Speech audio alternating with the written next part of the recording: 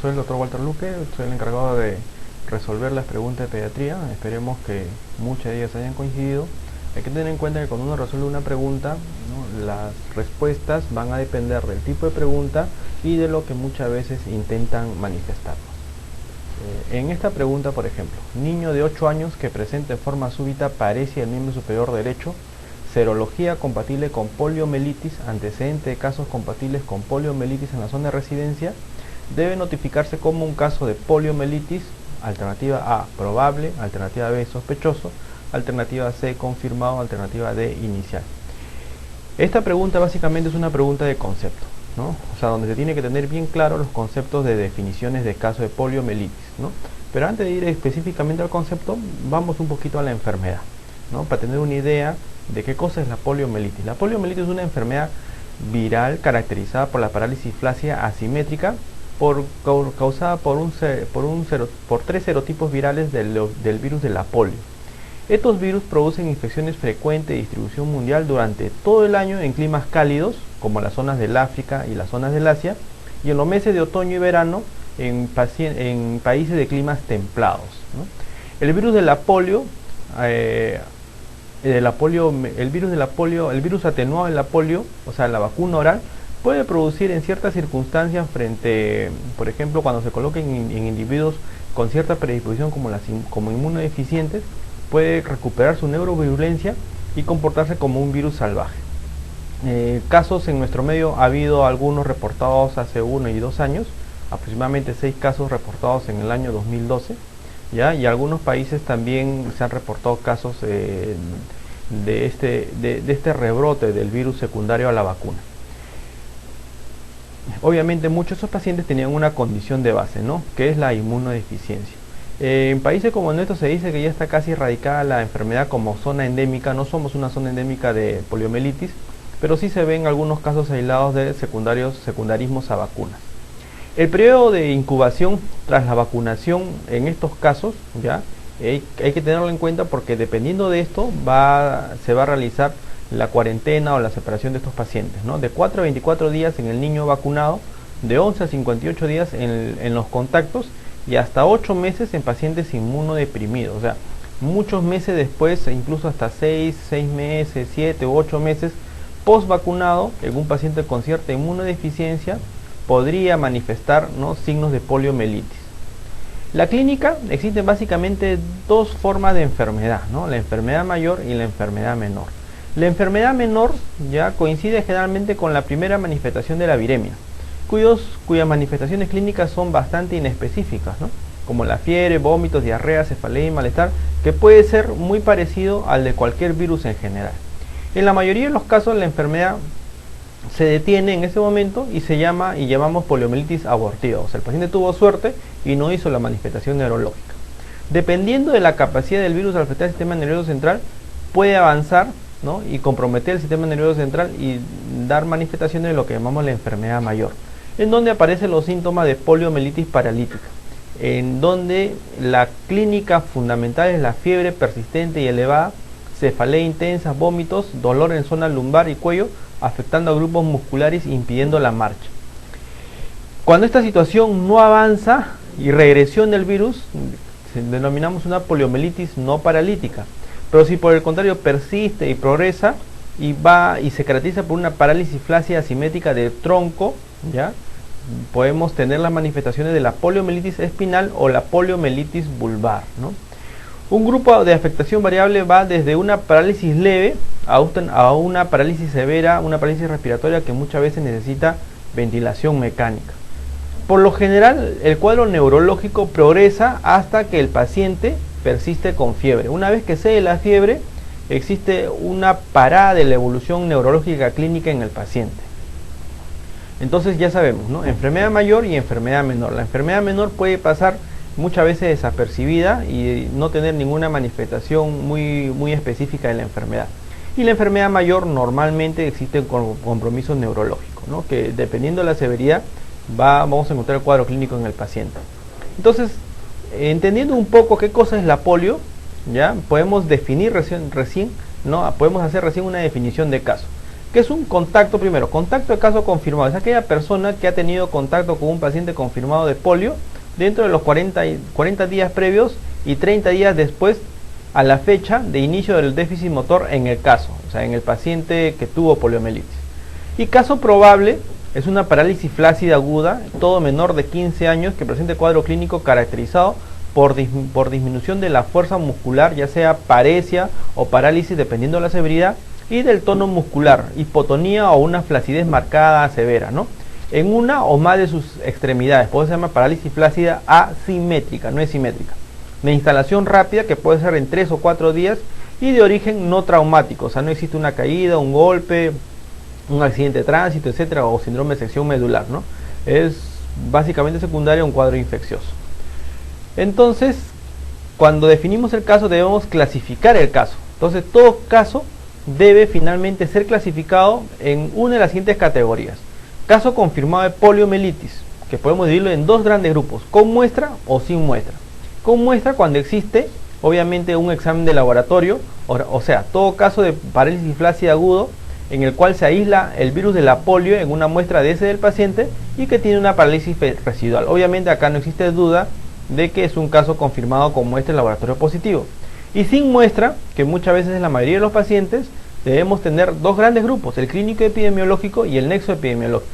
Clínico epidemiológico llamamos cuando todo caso de parálisis flácida aguda que ha tenido un seguimiento periódico de 6 meses, ya sea 30 días, 60 días, 90, 120, hasta 180 días, y que existe una parálisis residual, en el que de repente los investigadores o los expertos de la zona no han encontrado otra etiología que explique la parálisis flácida aguda en este paciente, ¿no? O sea, es un paciente con polio confirmado, ¿no? Sin muestra, o el paciente con nexo epidemiológico.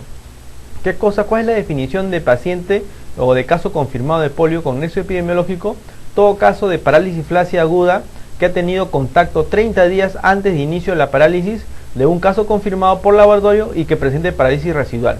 Entonces, esto viene a ser ya la presentación o la respuesta a nuestra interrogante, ¿no? En nuestra interrogante mencionan: niño de 8 años que presenta de forma súbita paresia miembro superior derecho, serología compatible con polio, antecedente de casos compatibles con poliomielitis en la zona de residencia, debe notificarse como un caso de poliomielitis confirmada, ¿no? Y si queremos ser más explícitos, sería caso de poliomielitis confirmada con nexo epidemiológico, porque se ha hecho el diagnóstico, obviamente, en el paciente, ¿no? Es la alternativa y la respuesta C, caso confirmado, ¿no?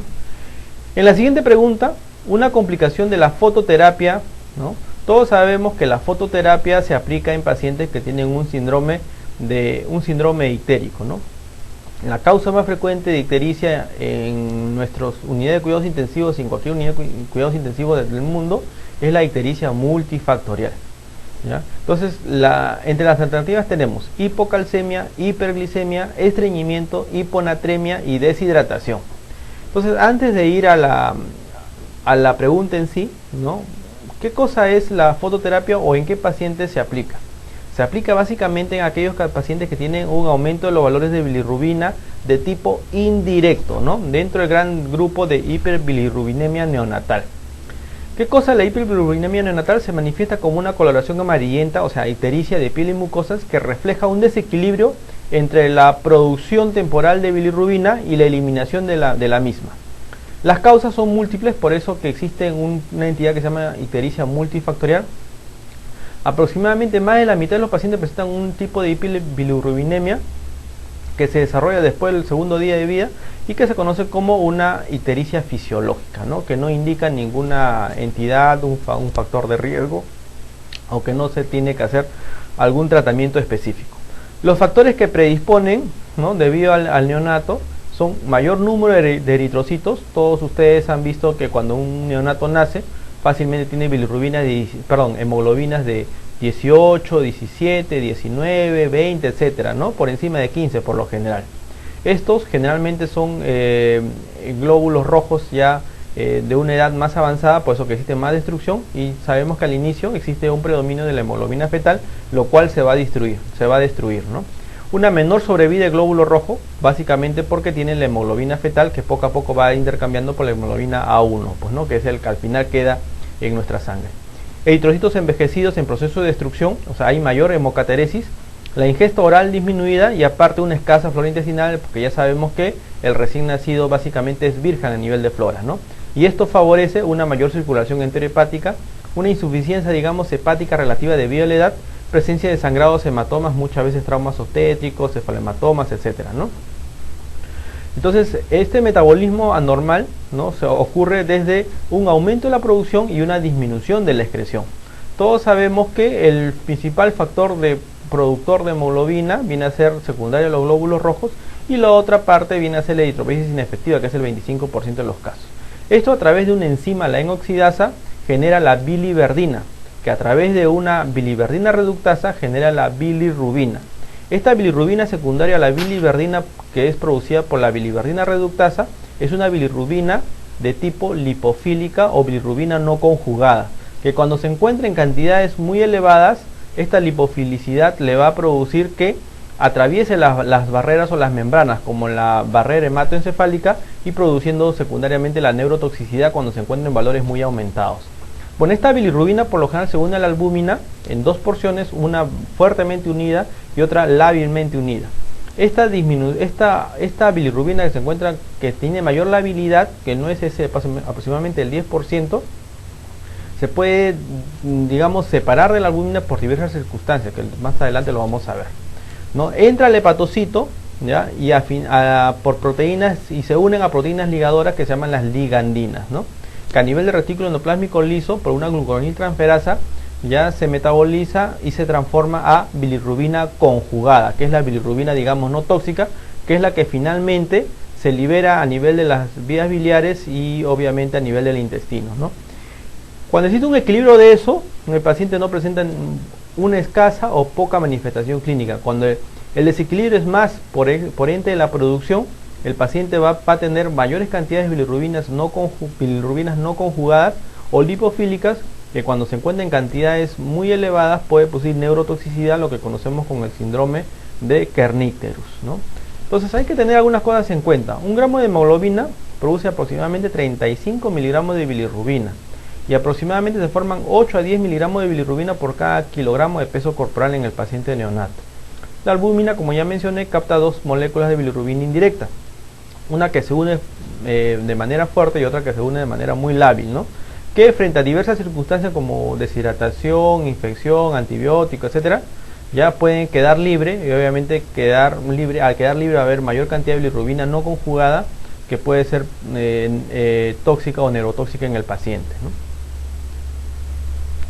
Entonces, cuando los valores están por encima ya de ciertos valores de acuerdo a la edad, llamamos ictericia patológica, que tiene ciertas características que hay que tener en cuenta en nuestros pacientes. Uno, que es la ictericia presente en las primeras 24 horas de vida. Cualquier coloración amarillenta de piel y mucosa que aparece en las primeras 24 horas de vida es anormal. El paciente amerita obviamente internamiento, observación. Otro criterio para ictericia patológica es la ictericia presente por más de 7 días en el neonato a término y más de 14 días en el prematuro. Aunque estos valores son relativos, ya que algunos incluso dicen que el a término puede tener hasta 2 a 4 semanas, ¿no?, pero estrictamente es hasta 7 y 14 días. Otro criterio para ictericia patológica es el incremento de la bilirrubina sérica a más de 5 miligramos por decilitro por día, ¿no? O sea, cuando los valores, por ejemplo, el paciente tiene el tercer día 7 y el cuarto día tiene 14 o 15, obviamente eso supera, ¿no?, los niveles de producción superan los niveles de eliminación. Esto se va a acumular en exceso y llamamos también ictericia patológica. Otro criterio es la bilirrubina directa, más de 2 miligramos por decilitro o más del 20% de la bilirrubina sérica total. Este dato es importante porque así como existe ictericia patológica ya de tipo no conjugada, cuando ocurre este valor a predominio de la directa, una de las contraindicaciones es no realizar la fototerapia porque puede producir en el paciente el síndrome del bebé bronceado, ¿no? Entonces hay que tener en cuenta los valores no solamente de la indirecta o no conjugada, sino también los valores absolutos de la bilirrubina directa mayor a 2 miligramos por decilitro. Y otro criterio absoluto es la bilirrubina total mayor de 15 miligramos por decilitro en el neonato a término.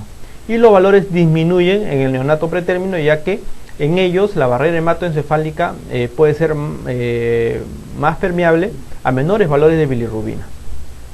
Entonces, dentro del tratamiento ¿ya?, de la ictericia neonatal es evitar a toda costa la posible neurotoxicidad secundario a los valores de bilirrubina no conjugada. Esta difusión neurológica aguda induce, ¿ya?, y su consecuencia neurológica tardía es lo que llamamos con el nombre de kernicterus. Como principio general, en estos pacientes hay que mantener una hidratación adecuada, ya que una deshidratación en estos pacientes, producto del aumento de las pérdidas sensibles debido al calor externo que le damos por los focos de la fototerapia, ya va a producir un aumento de la circulación enterohepática y obviamente aumentar los valores de bilirrubina. Ya desde más o menos ya casi más de media década se viene usando la luminoterapia o fototerapia convencional intensiva utilizando la luz blanca o azul, ¿ya? Su efecto es local, actúa sobre la bilirrubina circulante a través de los capilares cutáneos, transformándolo en isómeros no tóxicos, que es la lumirubina, que tiene las características de ser hidrosolubles. Al ser hidrosolubles, estos tienen mayor dificultad de pasar la barrera hematoencefálica y no producir el síndrome neurotóxico o kernicterus, ¿no? Existe una relación directa entre la intensidad de la luz, la superficie expuesta a la piel y su efecto terapéutico. Entonces la idea es exponer la mayor cantidad de piel posible, ya, para que esta bilirrubina gire o vire hacia la bilirrubina no tóxica, que es la lumirubina. Es importante cambiar de posición al paciente, tener la mayor parte de su superficie corporal expuesta para tener un mejor efecto de la luminoterapia o fototerapia, ¿no? Esto se puede utilizar en forma continua o en forma intermitente. No existe datos estadísticos que de continuo es mejor que intermitente. Se prefiere el que tenga más experiencia del neonatólogo, ¿ya? Y la longitud de onda que se suele utilizar, que está entre los rangos de entre 400 y 500 nanómetros, ¿no? Y con esto permite un efecto bastante beneficioso en el paciente. Entonces los efectos adversos de la fototerapia también son muchos, como cualquier medicina, ¿ya?, o cualquier medicamento no está exento de efectos adversos. Entre ellos los más frecuentes son el aumento del número de deposiciones, el paciente comienza a defecar más, los eritemas debido al calor que produce en estos pacientes, la distensión abdominal y la deshidratación, ¿no?, debido a que el calor externo que presenta el paciente va a hacer que el paciente tenga una mayor cantidad de pérdidas insensibles y el paciente se puede deshidratar.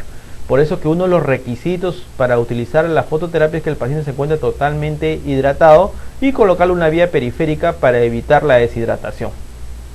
Como ya mencionamos hace un rato, se ha descrito el síndrome del bebé bronceado debido a la coloración de la piel que adquiere el neonato debido a la fototerapia en pacientes que se han colocado en pacientes con hiperbilirubinemia a predominio directo, ¿no? Entonces es una contraindicación en estos pacientes.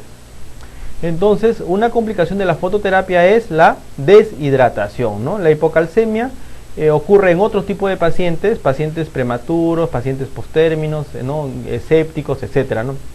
La hiperglicemia generalmente es una patología del prematuro o el paciente infectado, que puede ser disglicemia, sea para arriba hiperglicemia o para abajo hipoglicemia.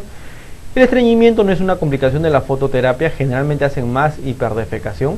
La hipotermia tampoco, estos pacientes por lo general hacen hipertermia, secundario también a deshidratación, ¿no? Entonces la alternativa viene a ser la alternativa E, deshidratación, ¿no? En la siguiente pregunta, ¿ya?, un lactante de 1 mes de edad ingresa a emergencia por presentar hipertermia, o sea, fiebre, vómitos, irritabilidad, piel marmórea y taquicardia. ¿Cuál es la conducta a seguir? Alternativa A, oxigenoterapia. Alternativa B, solicitar análisis de rutina y observación. Alternativa C, bajar temperatura y enviarlo a su domicilio. Alternativa D, solicitar solo electrolitos y AGA. Alternativa B, tratamiento antibiótico empírico.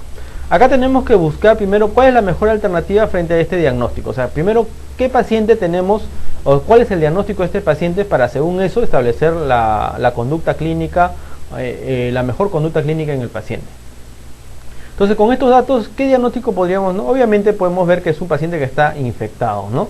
Si tiene hipertermia, vómito, irritabilidad, piel marmórea, taquicardia, probablemente esté infectado y cuando la infección se generaliza se llama sepsis.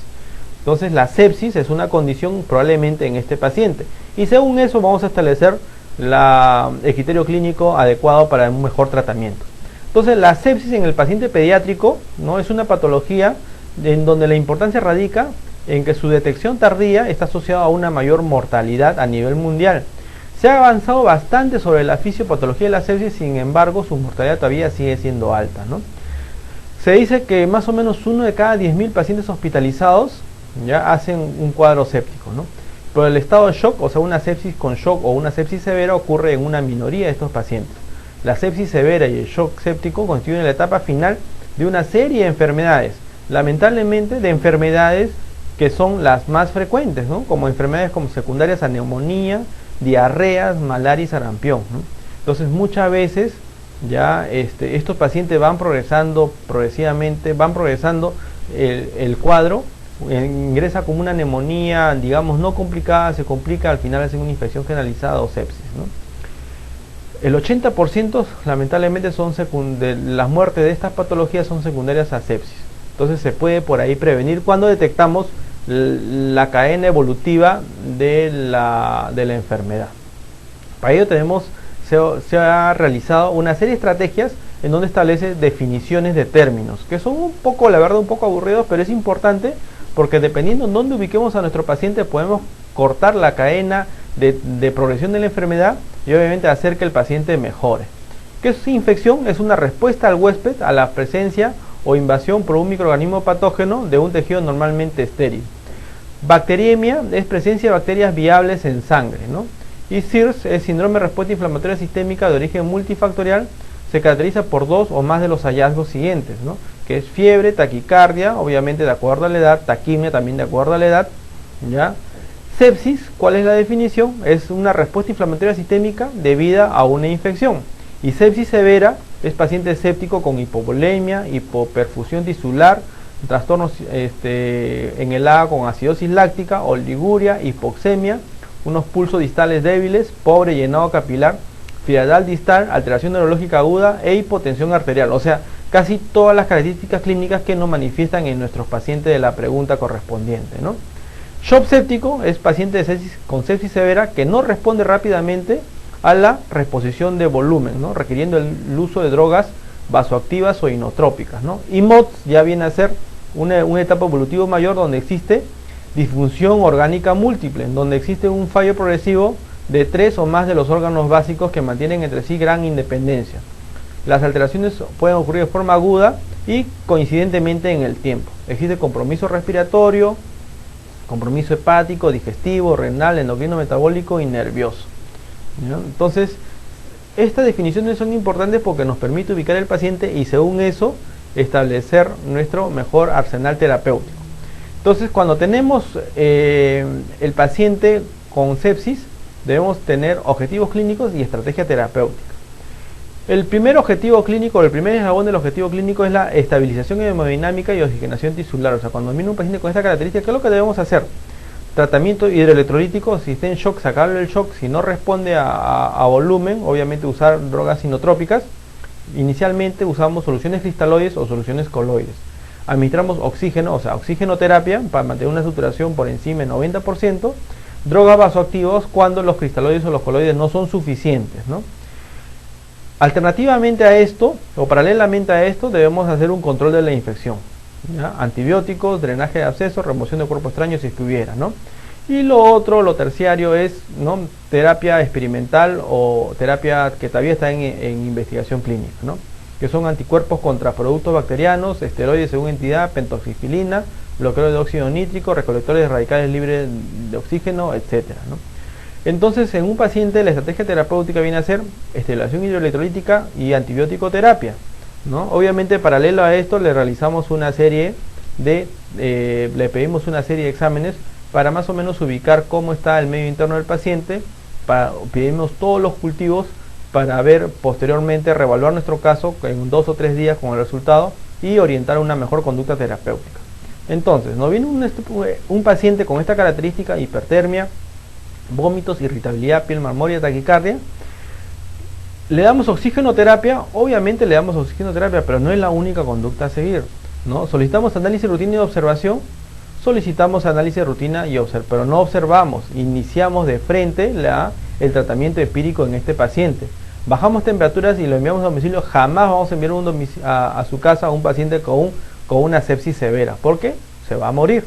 Solicitar AGA y electrolitos, no solo AGA y electrolitos, solicitamos glucosa, urea, creatinina, hemograma, perfil hepático, perfil lipídico, perfil renal, solicitamos una radiografía si es que hubiera compromiso respiratorio, punción lumbar si el paciente tiene alguna sospecha de meningitis, cultivos, hemocultivos, urocultivos, etcétera. O sea, todo un arsenal para luego ser reevaluado el paciente de manera permanente.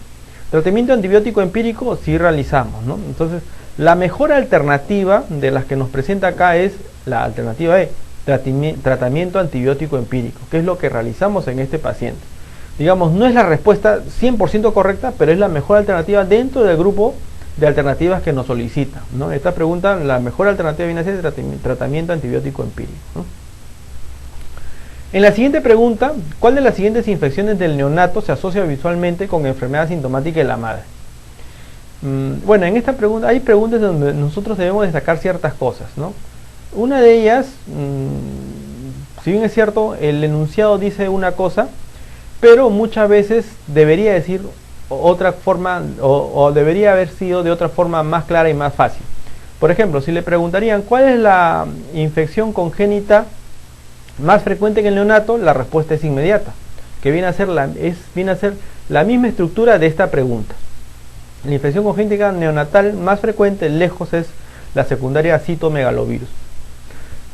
Casi todas las infecciones maternas, casi todas en general, cuando ocurren cuando dan en la etapa del embarazo, ¿ya? Y tienen repercusiones en el feto o en el recién nacido, muchas de ellas son asintomáticas, ¿no? Por eso que en el screening de la evolución de la gestación, ¿ya? Se hacen ciertos exámenes porque muchas veces la madre no tiene ninguna manifestación clínica y muchos de esos diagnósticos son hallazgos, ¿no? Como hepatitis B muchas veces es hallazgo, sífilis también es hallazgo, tuberculosis muchas veces también es hallazgo en la madre, ya le toman una placa o le toman algún examen o un esputo, PPD, etcétera, y la madre sale positivo, ¿no?